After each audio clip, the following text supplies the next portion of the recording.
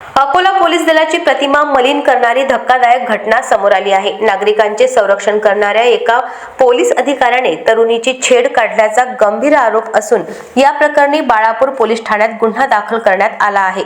शंकर सुरेश बोंडे असे आरोपी पोलीस उपनिरीक्षकाचे नाव असून तो अकोल्यातील रामदासपेठ पोलीस ठाण्यात कार्यरत आहे।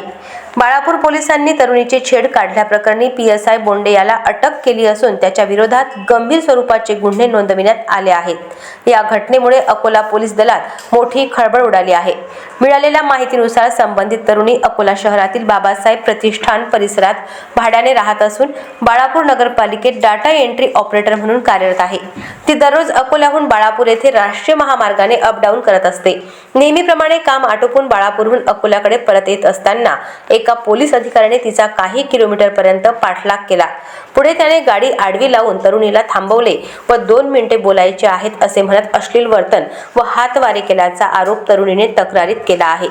या प्रकारानंतर तरुणीने तात्काळ अकोला पोलिसांच्या डायल 112 क्रमांकावर कॉल केला। त्यानंतर जुने शहर पोलीस ठाण्याचे कर्मचारी घटनास्थळी दाखल झाले।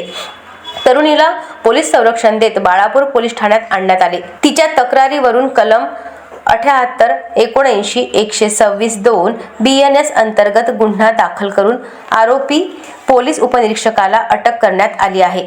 आरोपी PSI शंकर सुरेश बोंडे हा मूळचा पिंपळगाव राजा, जिल्हा बुलढाणा येथील रहिवासी असल्याची माहिती आहे। अशाच महत्त्वपूर्ण बातम्यांच्या अपडेटसाठी अजिंक्य भारत न्यूजच्या पेजला फॉलो करा आणि सबस्क्राइब करा। Thank you for watching.